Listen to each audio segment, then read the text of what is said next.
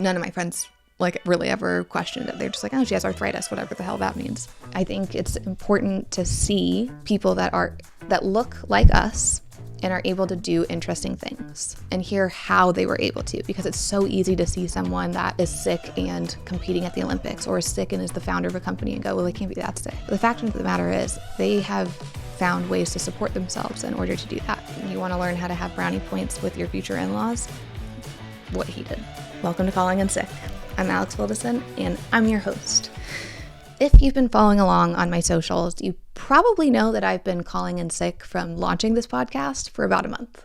I started chemotherapy. I was in the hospital for a week.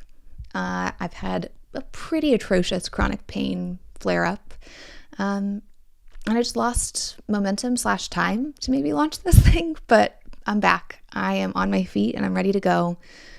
And goodness, the community that's already the foundation of this platform, I have to say, has inspired, humbled, honored me in such a way that has made me even more excited to be in this position and to step into this space. So a quick recap for those of you that don't know me, and maybe some of you that do know me. I am a finance girly. I'm chronically ill. I have 5 autoimmune diseases. Well, 5 chronic illnesses. Polyarteritis Nodosa, type of vasculitis. Mixed connective tissue disease, or lupus. We'll get into why that's a or. Small fiber neuropathy, type of dysautonomia. Endometriosis, and complex regional pain syndrome. And if you do know me, you probably follow me on social media, and I talk a lot about those things. And on my social media, I've been able to kind of open the commode about what it's like to live with these things. But it's only from my perspective. And I think, that's great. I think I have a pretty good perspective. That's why I'm launching a podcast. But I don't think it's a fulsome picture. And one thing I've always wished that I could do on social media more is to collaborate with all of you. And when I was thinking about relaunching this show and this platform and what would make it strong and resonate with more people and, quite honestly, reflect our community better, was to add more voices. So let me give you the 411 on what to expect here. First and foremost, this is a place where it's okay to show up as you are, that accepts all aspects of you. These diseases impact every little corner of our life. It can make us feel embarrassed. It can make us feel awkward, uncomfortable in different aspects of our lives. And I think ripping that out, putting it on air, putting it on blast, maybe can make all of us chuckle a little bit, take it all a little bit less seriously, and be able to maybe be okay with it a little bit more. So that is the foundation of this platform. I also really want to be able to generate and curate a place where we can learn. I am someone who wants to consistently challenge myself, because every time I have done that with my health or my career goals or whatever, I've been able to learn and grow in such a really unique way that has dramatically altered how I live my life. And we'll dive into that more later on in the show too. Sneak peek. It was when I got out of my own way and decided maybe, even though I was a super complicated case, I'm putting that in parentheses because I think all of us hear that at some point, just maybe functional medicine could actually work for me if I gave it not just a college try. We'll dive into that a bit later. And so I want to foster that kind of environment where we feel safe, we feel heard, we feel seen. And if that is all true, then maybe we can be challenged to grow a little bit more. And we'll do it together. So how will we do that? You'll hear from me and stories from me. I'm going to bring y'all onto this show in 2 different ways. First way is if there's a topic that I think needs and demands another perspective, one of you gets to be on here with me. And we're going to hash it out together. As you will learn soon, if you did not know this already about me, I was born and was kind of a sick kid my whole life. I think I got diagnosed at age 6 or 7. That has allowed me to normalize a lot of medical things in a way that has totally changed my perspective on being sick and interacting with the medical community and world. And that drastically differs from my friends that were diagnosed later on in life. So it's really important to me that full picture is painted, and you need both perspectives in order to see that. So get excited. If there's a topic that's near and dear to your heart that you're super passionate about, slide into my DMs and let's chat about getting you on. The second way is through the Q&A at the end of every episode will be our goal, but if not, maybe every other episode. And in that section, it's a totally anonymous, unless you don't want it to be, ask for a piece of advice. Share a story and say, I don't know what the hell to do. And it can be about any topic, any week. I just want to make a place where people can turn to easily and not feel embarrassed or like they're going to be put on blast. It's a safe haven. And that's kind of what this podcast is in a whole. A safe haven, a place for us to learn, to grow, to challenge our own thinkings, but in a way that we don't feel unsafe or insecure about who we are and the symptoms that we experience or the relationships we have with our own friends and family. This is a place where it's okay to just be who you are and wherever you are in your journey. I'm not going to force a certain type of disease management style down your throats and into your face. Yes, I will expose you guys to a bazillion different things that are out there to help you, but it's up to you and what you want to do and how you want to do it. And if something doesn't resonate with you, that's perfectly fine. It might not now, maybe it does in 20 years, or maybe it never does. It's your life and it's your health. And I'm just here to hopefully make you laugh and make you feel not so alone. So obviously you'll be hearing from others and from me, but I also am going to be bringing on, I'm going to call them the experts. And these experts are doctors, advocates, researchers, creators, founders of super cool companies, and maybe heroes in our space that are doing really fascinating things or competing at super high levels. And just figure out like what's the science behind them being able to do that? What's put them in the place and allowed them to achieve something like that? My thesis is they have the right amount of support and they've broken the mold of what it looks like for how to do that typically. And I'm excited to explore that with you guys. Topics, think everything. Hell, these diseases touch every aspect of our lives. So diet, spirituality, religion, work, insurance, relationships, whatever you have, it probably will be discussed on this show. But if there's any topic that you are dying and screaming to hear us talk about and address on the show, just reach out. You know where to find me. My DMs are always open and I respond, I think, pretty quickly. Okay, let's dive into my story. So let me paint a picture. Early 90s, small town Indiana. We lived walking distance to a Blockbuster. I loved it.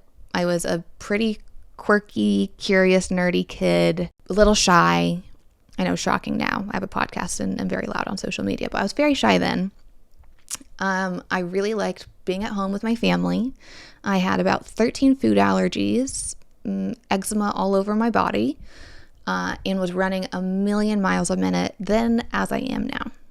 And bless my sweet, sweet parents and siblings for putting up with that kind of energy for 30 years. My interests range from playing with Polly Pockets to organizing my closet, my brother's closet, my sister's closet, to looking at things under a microscope, to watching every Scooby-Doo that was out there and wanting to learn how to do movie editing.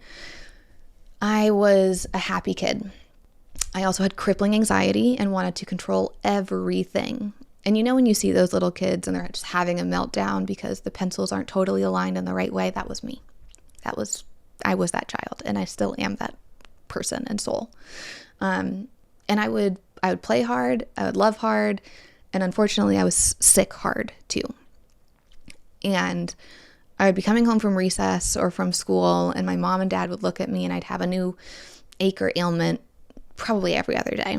And at first it was like, oh, she's just, roughhousing. I have a brother that's 1.5 years younger than me who we were 2 peas in a pod, and everything he did, I wanted to do too. So at recess, if he was roughhousing, we were roughhousing. And that just meant I came home with like, well, my elbow hurts, my wrist hurts. And after enough weeks of that, I think my parents sat down and thought, maybe we should get that checked out, actually, because those areas in her body are swelling, but then they're going away and there's no visible injury. X-rays aren't showing a damn thing. So what's going on here? To give additional context, my dad is a surgeon and my mom was a physical therapist turned nonprofit CEO turned farm manager and CEO. She's lived like 3 different careers. She's badass. And Dad, you're also a badass. just in your own right, being a badass doctor to others and to your daughter. So anyway, my parents finally say it's time to go get this seen. And this is probably where my love of giving myself treats when I'm in a hard medical time came from. And not just like little treats, like a cupcake. I really truly think I deserve a new pair of sweatpants or a new sweatshirt or a new sweatsuit anytime my health hits a rough point. So as you can imagine, over the last 30 years, I have amassed quite the cozy collection. Honestly, like it's impressive, it's beautiful, it's comfortable, it's soft. I am here to brag about it because it's come out of being really, really fucking sick. So anyway, I digress. Probably do that a ton. My mom picks me up. She goes, honey, I have a new cute outfit for you. It's very soft. You're going to wear this to go to your new doctor's appointment. So I change in the back seat of the car. We get there. We walk in. We're at Riley Children's Hospital in Indianapolis. It's a awesome, awesome hospital system. That's where my dad works. And we go into my first rheumatology appointment. And I remember feeling like the coolest kid there because my dad was in scrubs in his white coat. So like I had my own personal doctor coming to my doctor's appointment alongside my mom and I. And I wish I could remember what was said during that doctor's appointment. I don't even know if I said anything or if just my parents talked. I couldn't tell you. The one thing I do remember is the blood draw that happened after the appointment. And I was at this age, so I'm 6'7", I'm probably 40, 45 pounds, teeny, tiny, just bones, honestly. And I'm like shaking. I'm scared. We go into the blood draw area. There's kids screaming, wailing. And we're looking up at my mom and dad being like, what the hell? Where did you take me? And what is about to happen? And this man walks out and goes, all right, Miss Kane, I'm here to take your blood. But I know your dad and I'm going to take good care of you. So he takes me back and I met the godsend of blood draws for children and adults. It's called Freezy Spray. Put it on your arm. Numbs it up. You don't really feel the needle. You still do, but it's placebo and it helps enough. And I got my first blood draw. And as you can imagine, it showed jack shit. Literally nothing. How many of you does that resonate with? Of like, oh, okay, we really thought something was going on here, but the current science says no. But thankfully, I live with a family, as I said, that was involved in medicine, that also understood that the current science has limitations. And those limitations don't mean that you don't have something wrong or that you don't have a diagnosis. But it just means that right now, we can't say without any doubt in our mind, it's not black and white, that you absolutely have a certain disease. So thankfully, my rheumatologist agreed with that kind of perspective. And we had a working diagnosis. And the working diagnosis was arthritis because my symptoms were severe joint pain, joint swelling, overall body aches, flu-like symptoms. I probably had the worst attendance results in my entire class because I always thought I had the flu because I felt like I always had the flu, to be fair. I was exhausted, not just exhausted, I should say. I should say I was fatigued as a child. I slept so much, so much.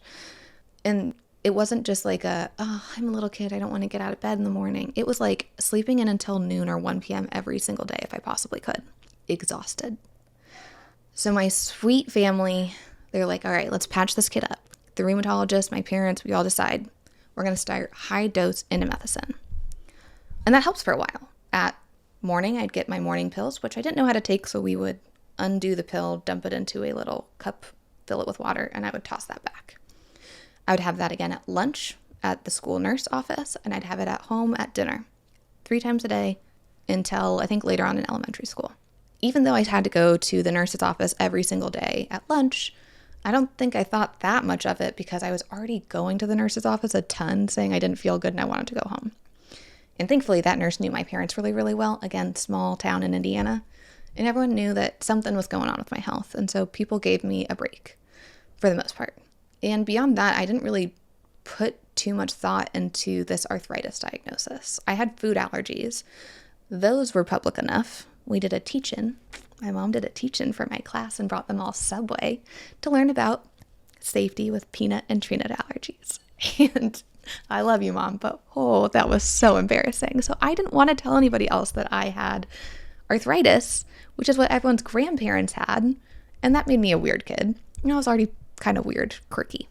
I mean, looking back, I think it's endearing, but like at that time, I definitely knew or thought I was a little quirky. So that kind of thinking goes on. I start puberty, and unfortunately, the high-dose indomethacin does not continue to work. Start sulfasalazine and intermittently use prednisone or steroids. And if you think prednisone and steroids are shitty as an adult, imagine them in puberty when your hormones are literally psychotic. I was a monster of a child. I would lay down on our kitchen floor, massive meltdowns, like 2-year-old temper tantrums. And everyone in my family would just be like, oh my God, what is going on? This is not good. And it wasn't good. It was so uncomfortable and painful and just made me unhappy. As I said, I have anxiety, and I've had that since I was a little kid. My first panic attack was at age 4 in a butterfly garden. So add fuel to that fire, and it was debilitating. And that still, again, was more pressing in my mind than the pain or the body aches or the fatigue or the flu-like symptoms that were the autoimmune disease we were trying to kind of take over. So my sweet mom would call the rheumatologist and say, I don't know how much we can do steroids here. This is not seeming to be a long-term solution for us. So we tried other things. My mom started, cleaning up our diets for us and getting me ginger lotions and, researching what anti-inflammatory foods are and making sure I was getting that in my diet. And that certainly helped a little bit, I would say. It allowed me to still, live a pretty normal childhood. And my friends didn't think much of it either. So I think a good story of how precious children are when dealing with other kids that are sick. When you're young, you don't think about that at all. You don't think, I'm healthy, they're sick. You just think, we're kids. And I remember one Halloween, I was having an awful flare-up. I seemed to have flare-ups at the start of the school year, around holidays, when we'd come back from winter break, and sometime in the spring. And looking back, it was usually, there were quite a few factors going around during those times. And it was high stress, anxiety, I was nervous about being around people. It was a ton of germs, which wreak havoc on our little autoimmune selves. And the weather was changing. And so all of these uncontrollable factors compounded, and it was like starting the school year was just this awful, awful thing for me because I would feel horrible for weeks. So I digress again. Sorry, brain fog. It's Halloween. My friends and I, there were 5 of us. We were trying to decide what our Halloween costume would be. And at this point, I was in a wheelchair. And that's what my flare-ups would look like. I was in and out of a wheelchair, on and off crutches, in and out of splints. None of my friends really ever questioned it. They're just like, oh, she has arthritis, whatever the hell that means. So we are brainstorming, and one of the girls goes, let's be a bedroom so Alex can be a bed, and we'll get a wagon and put her in it. So cute. The pictures of this are adorable. I'll put them on my socials. 2 of the girls were light bulbs. One of the girls was the girl that was sleeping. I was the bed frame, and I think someone was a dresser. And they pulled me around the neighborhood that entire Halloween so I could go Halloween trick-or-treating with them. So cute. So kids weren't the issue. Some of the adults were the issues. And I think that's when I started maybe realizing that I was different, was probably in middle school. And it was kids' parents rolling their eyes that I had arthritis. It was teachers rolling their eyes, thinking I was exaggerating symptoms, being in a wheelchair as an ambulatory wheelchair user. It was disappointing, to say the least. And maybe that's something that resonates with you guys, is that it's these outsiders that don't try to get you, that make these judgments or statements that make you feel different or less than. And it's shitty, because how the hell are you supposed to respond to that? How the hell is a kid supposed to respond to that? Imagine 6th grade me sitting in class, having my information technology teacher, fancy words for typing teacher, making fun of me for being in a wheelchair, saying, you don't really need that, in front of my entire class. Peak puberty. Ugh. People are shitty. And I think at that point, I could have either decided to be angry publicly, which was unlikely because I was a kid and I was, authoritarian fear. Second thing is I could have educated him, but I didn't know enough myself. Third thing is I could have laughed it off, but I had too much anxiety to do that. Fourth thing was to just be silent and pretend like it wasn't happening and cry about it later. And that was my response. And that is probably why I have been so defiant up until recently about having an autoimmune disease or chronic illness and not letting it define me. Because I didn't want people like that to make me feel like they did that day, which was less than and different. So we enter high school, and I changed schools for high school. I went from public school to private school downtown. As I've noticed, as I've stated, I was really, really nerdy, like taking fifth, sixth grade math in second grade. So yeah, I'm going to brag on that, I guess. I was really good at my times tables. So my parents wanted me to go to this private school downtown where I could take these really advanced math classes. And when I got there, I didn't want anyone to know that I had arthritis. So I just did not talk about it until my junior year, when I was taking, I think, 6 APs at the same time. I was captain of the Model UN team, captain of the varsity soccer team. I think I was captain of the lacrosse team, captain of the Spanish club, and president of the Timmy Foundation. You could say I was very married to being a student. I wanted to go to an Ivy League school. I wanted to be this career person and change the world. And so I didn't make a lot of time for socializing. I was kind of a quiet girly. I had like 5 friends that I kept up with very closely, that I'm still close with, and just was kind to everyone else, I would say. That fall of my junior year, I started not feeling so great, and I caught swine flu. And so by that spring of my junior year, shit had hit the fan again. And it was like, okay, I can't hide this anymore. And I remember telling my friends I was sick. I had thought, oh, well, my friends are all kind of getting adulty. I mean, we're 16, we're adults. I thought they would all act like that IT typing teacher and make fun of me, but nobody did. My friends showed up. They hung out with me on my couch at home while I had heating pads all around me. They brought my homework to me, typed up notes for me. And I think I missed like 2 or 3 weeks of school. I literally could not move. So I took classes at home. And by classes at home, I mean I just read the textbooks to myself and I taught myself. And that turned out to be very helpful, that I can self-teach later on in life. And that's also when I started taking some intense autoimmune medications. And it was Enbrel first. And my dad and his doctor friends would give me these injections until I think 2 weeks before I started college, and I learned how to give them to myself and went to college with that. So I get to college, I'm kind of maintaining my Midwestern diet of bread, cheese, and beer sufficiently. And so as you can imagine, my autoimmune self was not feeling great, but I have a relatively normal start to college until, yet again, weirdly enough, junior year. In junior year, I come back from studying abroad, where unfortunately I had a kidnapping experience and just had a shit ton of trauma, caught mono during investment banking interview season, was taking a bunch of very hard finance classes, and yet again, perfect storm. So that January, spring semester, I got sick, like really, really sick. So we come back from Christmas break junior year, this perfect storm has set into place, and thankfully Cooper and I had been dating, I think for about 6 months at this time, known each other for about a year and a half. He had sat with me during Enbrel injections in our dorm room the year prior, so he knew I was dealing with these health things, but it hadn't become like overly present in my life, I would say. And then all of a sudden it did, and he stepped right up. Like, you want to learn how to have brownie points with your future in-laws? What he did. Take me to the hospital, don't leave my side. Starts going to Remicade infusions with me, does not leave my side. Takes care of me after the infusions and hangs out with my mom on the couch watching Pink Panther, quoting every single word of her while I'm recovering from said infusion. And that's like the first time he's hanging out with my parents. So he, without any training or any, preparation, just said okay. And I'm really excited for you guys to meet Cooper, because he has his own perspective on how he's been able to manage being a caregiver, a partner, a friend, a coworker, a son, brother, everything under the sun, all of his different isms that he is, and still be himself.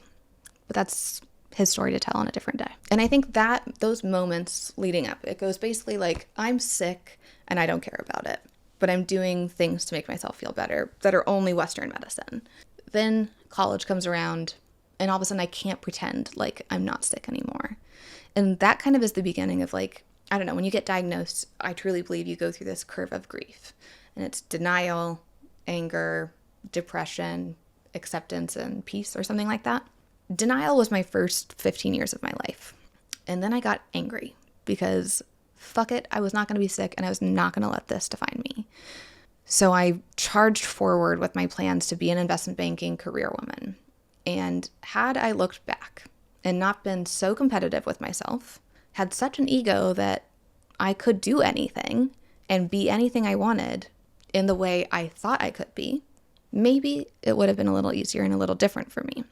And I had multiple people in my life and career that said, stop, Alex. This isn't going to be good for you. You're not going to be able to sustain this. You're going to get sicker. And there's other things you can do to be happy.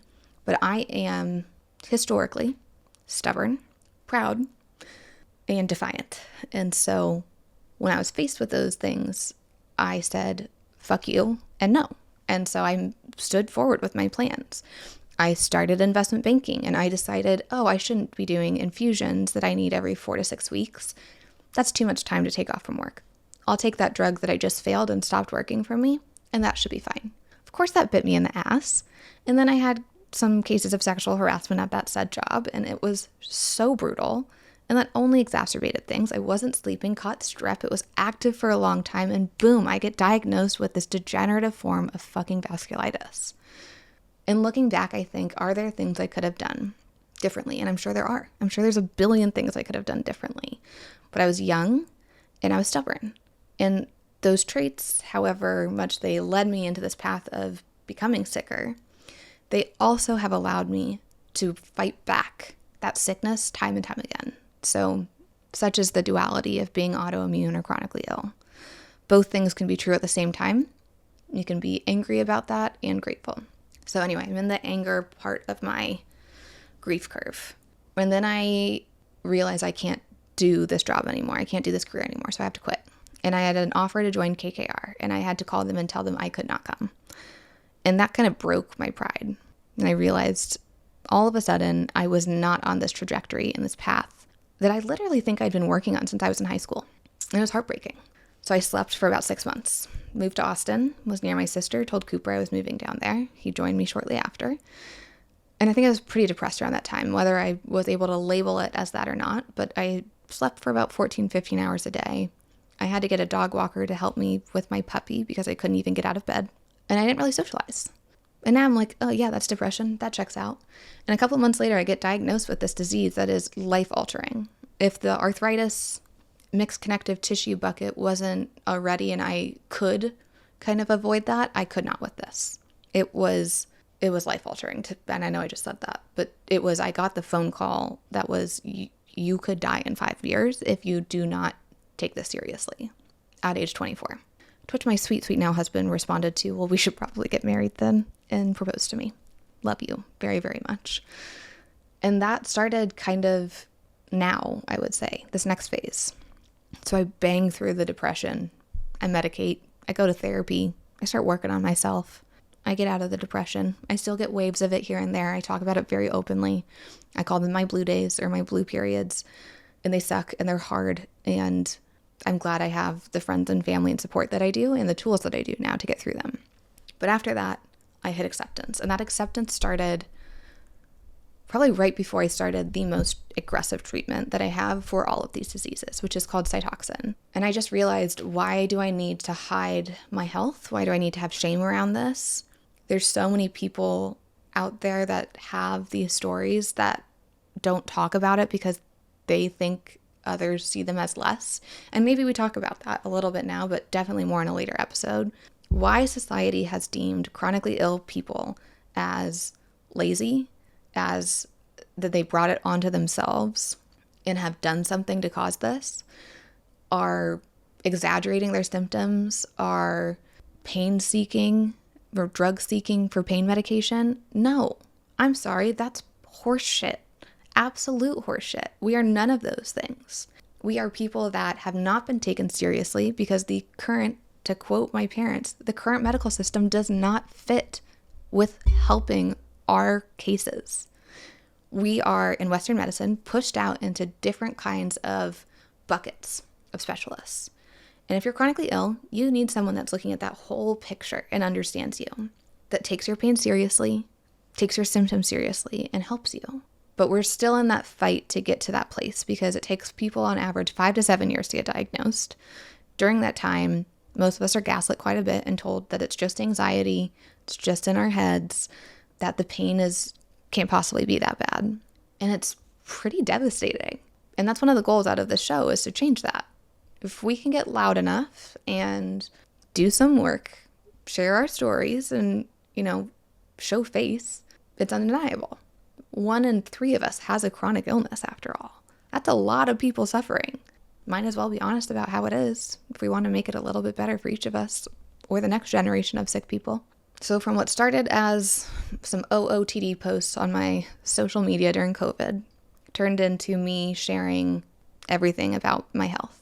And that then opened the door to podcasting and talking to other people about their health and what's on the horizon. And it's taken a couple iterations to get it right, but I think we're here now, and I'm really excited about it. Quick backtrack. Last podcast iteration was called The Not So Sick Chicks. And what I found difficult with that was we were trying to bridge 2 communities that have pretty different experiences. One of which I wrote a poem about recently is our community, and it's for whom the bell does not toll. We do not get to ring a bell at the end of our chemotherapies or immunotherapies because they don't end. We don't really get to have the identity hope of not being a sick chick. That's kind of the gist of being chronically ill, after all. And I think most of us have done a lot of work on our identity and the space we take up in this world to kind of embrace that part of our lives. Because if we can't embrace it and we sit in denial, then I think it just compounds on how we get more sick. You can't find help if you are pretending to not be sick. So in this next phase, here is to creating a platform that balances hope for healing, of course, but with the acceptance of our current realities, and giving space for the pain that is also there for not getting to have that R word remission, or ringing that bell, or not being sick. So, hence, why we're calling in sick, because hell, maybe we don't have to call in sick every day, but we're going to probably more often than the typical Jane or Joe. So, on calling in sick, what are we going to focus on? I've told you the 411 on it, but here's some little arm waves. I'm not a doctor. I'm honestly not an expert at really anything besides math, and even that could be sometimes questionable. I am a sick girl in her 30s who's pretty good at finance, is married, is a daughter, is a sister, is a entrepreneur and consultant, is endlessly curious and excited about life and very positive, but is also very, very authentic. I will show my highest highs and my lowest lows with you guys because I wish someone had done that for me in the last 30 years. I will not teach anything. I will not teach or preach, but I will show and lead you guys to experts that can teach or preach about different healing modalities. I will myth bust alongside you guys for the things that don't work so that all of us can save our money and time and our bodies on things that just are BS.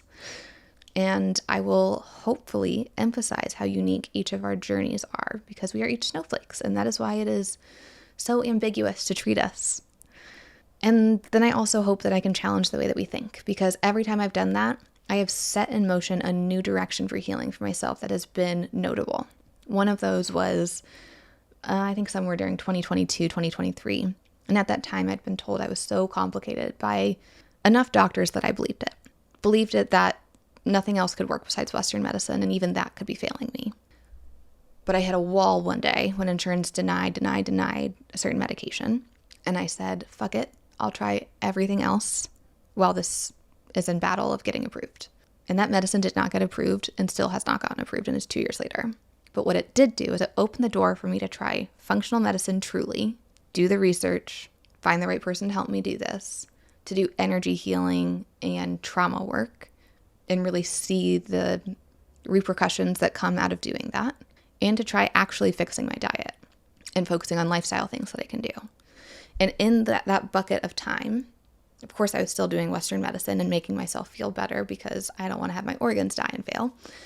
I saw strides in my health for the first time truly, and honestly, probably my entire life. And so if we can get out of our own egos and challenge the way that we think, I think there's space for healing. And I hope my story resonates within each of you, and you think, well, maybe there is something I'm willing to try.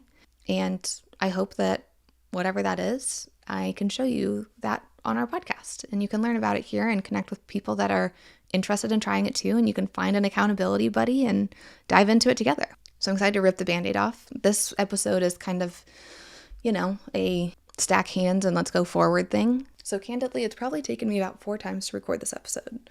I wasn't sure if I wanted to share my story and like all of the details that come along with that, if I wanted to give the download on what this podcast would be, but I think I've decided. This is just an episode to stack hands on who I am and what this is and where we are going from this. What I'm hoping the takeaways are for y'all are that this podcast is going to be raw, honest conversations and real experiences.